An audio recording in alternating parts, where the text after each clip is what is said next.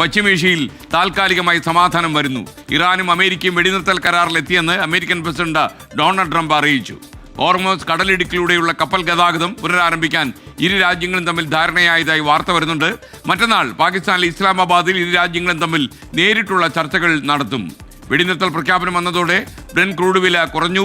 അതേസമയം Saudi, Kuwait, Bahrain, UAE എന്നിവിടങ്ങളിൽ ഇറാന്റെ ആക്രമണ ശ്രമങ്ങൾ ഉണ്ടായി എന്നും വാർത്തയുണ്ട്.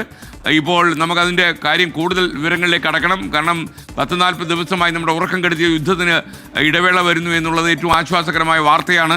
ഇന്റർനാഷണൽ ന്യൂസ് ഡെസ്കിൽ നിന്ന് PB ജെയിംസ്, UAEയിൽ നിന്ന് മുഹമ്മദ് റഹീസ്, ജലീൽ കണ്ണമംഗലം, അതുപോലെ ബിസിനസ് ഡെസ്കിൽ നിന്ന് കൃഷ്ണ ചെറിയാൻ എന്നിവർ തത്സമയം ചേരുകയാണ്.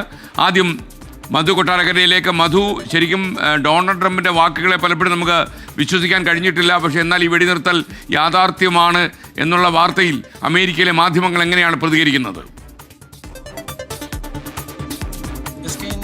അമേരിക്കൻ മാധ്യമങ്ങളിൽ ഇന്ന് ഉച്ചയോട് തന്നെ ചില സൂചനകൾ ഉണ്ടായിരുന്നു. ഇത് വെടിനിർത്തലിലേക്ക് പോകാനുള്ള സാധ്യതയുണ്ടെന്ന കാര്യം. വലിയ തോതിലുള്ള സമ്മർദ്ദം അമേരിക്കയ്ക്ക് ഉള്ളിൽ നിന്ന്, പ്രത്യേകിച്ച് റിപ്പബ്ലിക്കൻ പാർട്ടിയിൽ നിന്നുമൊക്കെ ട്രംപിന്റെ മുകളിൽ ഉണ്ടായിട്ടായിരുന്നു റിപ്പോർട്ടുകൾ വന്നിരുന്നത്.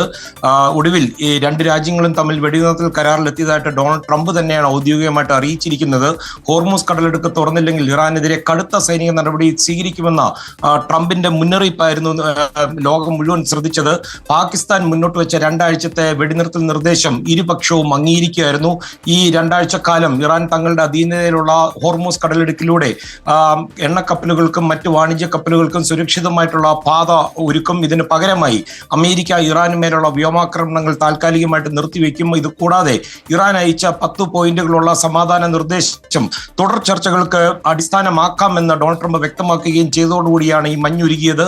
ഇറാനിലെ പുതിയ പരമോന്നത നേതാവായ അയത്തുള്ള മുജ്തബ ഖമേനിയാണ് ഈ വെടിനിർത്തൽ കരാറിന് ഔദ്യോഗികമായിട്ടുള്ള അംഗീകാരം നൽകിയത്.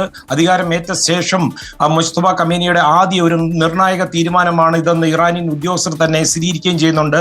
അതുമാത്രമല്ല, ഈ രാജ്യത്തിന്റെ അടിസ്ഥാന സൗകര്യങ്ങൾ തകരുന്നതും അതുപോലെ വലിയൊരു സാമ്പത്തിക തകർച്ചയിലേക്ക് പോകാതെ ഇതിന് വഴങ്ങണമെന്ന് ചൈന ഇറാനോട് മേൽ വലിയ സമ്മർദ്ദം ചെലുത്തിയതായിട്ടും ഉള്ള റിപ്പോർട്ടുകൾ വരുന്നുണ്ട്.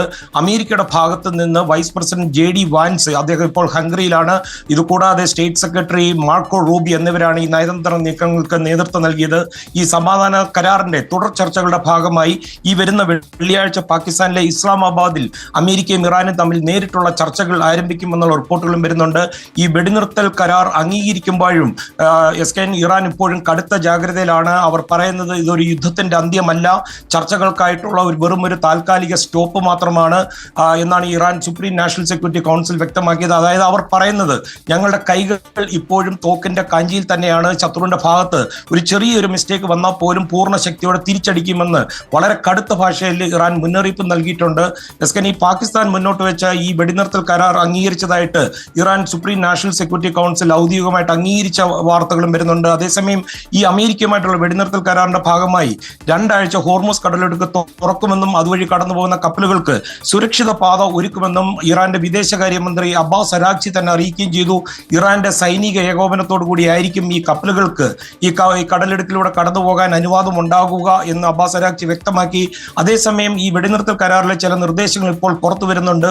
ഹോർമൂസ് കടലിടുക്കിലൂടെ കടന്നു പോകുന്ന കപ്പലുകളിൽ നിന്ന് ഒരുപക്ഷെ ഇറാനും ഒമാനും ഒരു ഫീസ് ഈടാക്കാൻ സാധ്യതയുള്ളതായിട്ടുള്ള റിപ്പോർട്ടുകളും വരുന്നുണ്ട്. ഇത്തരത്തിൽ ലഭിക്കുന്ന തുക ഈ യുദ്ധത്തിൽ തകർന്ന ഇറാന്റെ പുനർനിർമ്മാണ പ്രവർത്തനങ്ങൾക്കായിട്ട് ഉപയോഗിക്കാനാണ് ഇറാന്റെ തീരുമാനമെന്നറിയുന്നു. ഇത് ഒരുപക്ഷെ അന്താരാഷ്ട്ര നിയമങ്ങളിൽ തന്നെ വലിയ മാറ്റങ്ങൾക്ക് കാരണമാകും. ഒരു കപ്പലിന് ഏകദേശം $2 ദശലക്ഷം വരെ ടോൾ ഈടാക്കാനാണ് ഇറാൻ ആലോചിക്കുന്നതായിട്ടുള്ള റിപ്പോർട്ടുകളാണ്.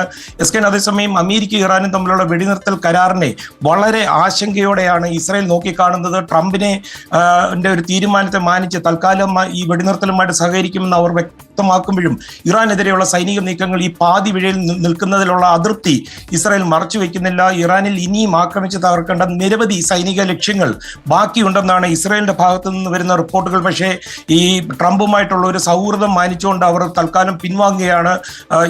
ഈ ആഗോള വിപണിയിൽ എണ്ണവില ഈ യുദ്ധഭീതി ഒഴിഞ്ഞതോടെ കുത്തനെ ഇടിഞ്ഞിരിക്കുകയാണ്. ബ്രന്റ് വിലയിൽ വൻ ഇടിവ് ഇടിഞ്ഞ് ഏതാണ്ട് $93 വരെ എത്തിയിട്ടുണ്ട്. അതുമാത്രമല്ല ഓഹരിയിലും ഒരു ഉണർവ് വന്നിട്ടുണ്ട്. SKN വൈറ്റ് ഹൗസിന്റെ ഭാഗത്തു നിന്നുള്ള ഔദ്യോഗിക പ്രതികരണം വന്നിട്ടുണ്ട്. കാരൻ ലിബറ്റ് പറയുന്നത് ട്രംപിന്റെ വാക്കുകൾ വ്യക്തമാണ്, ചർച്ചകൾ മുന്നോട്ട് പോകും, ട്രംപിന്റെ ശക്തമായ നിലപാടുകളും അമേരിക്കൻ സൈന്യത്തിന്റെ കരുത്തുമാണ് ഇപ്പോൾ ഹോർമോസ് കടലിടുക്ക് തുറക്കുന്ന കാര്യത്തിൽ ഇറാനെ സമ്മതിപ്പിച്ചതെന്നാണ് വൈറ്റ് ഹൗസ് അവകാശപ്പെടുന്നത്. ഇന്ന് വൈകിട്ട് വൈറ്റ് ഹൗസിൽ മാധ്യമപ്രവർത്തകരെ വിളിച്ചിട്ടുണ്ട്. ഡിഫൻസ് സെക്രട്ടറി പീറ്റ് ഹെക്സത്തും അതുപോലെ ചീഫ് ഓഫ് ആർമി സ്റ്റാഫുമായിട്ടുള്ള ഡാൻ മൈക്കേനുമായിട്ടുള്ള ഒരു മാധ്യമപ്രവർത്തകരെ കണ്ട് കൂടുതൽ കാര്യങ്ങൾ വിശദീകരിക്കും. SKN അതേസമയം ഈ തർക്കത്തിൽ ലോകത്തിന്റെ മുഴുവൻ ശ്രദ്ധാകേന്ദ്രമായിട്ട് മാറിയിരിക്കുകയാണ് പാകിസ്ഥാൻ. ഇരു രാജ്യങ്ങളും തമ്മിൽ പ്രഖ്യാപിച്ച ഈ വെടിനിർത്തൽ കരാറിനെ പാകിസ്ഥാൻ പ്രധാനമന്ത്രി ഷഹബാസ് ഷെരീഫ് അല്പസമയം മുമ്പ് സ്വാഗതം ചെയ്തിട്ടുണ്ട്. അതുമാത്രമല്ല വെള്ളിയാഴ്ച ഇസ്ലാമാബാദിൽ നടക്കുന്ന ഈ ചർച്ചകളിൽ പങ്കെടുക്കാൻ രണ്ട് രാജ്യങ്ങളെയും അവർ ക്ഷണിക്കുകയും ചെയ്തു. അമേരിക്കയുടെ വിദേശ നയത്തിൽ വരുന്ന ഒരു മാറ്റമായിട്ടും ലോകരാജ്യങ്ങൾ കാണുന്നുണ്ട്. പാകിസ്ഥാനുമായിട്ട് ഒരു കാലത്ത് ബിൻ ലാദന്റെ പേരിൽ ഒറ്റപ്പെടുത്തിയ രാജ്യം ഇപ്പോൾ അമേരിക്കയുമായിട്ട് അടുക്കുന്നത് ഇന്ത്യ പോലുള്ള രാജ്യങ്ങൾ ഒരുപക്ഷെ ആശങ്കയോടെ കാണേണ്ട ഒരു സമയം കൂടിയാണ് SKN.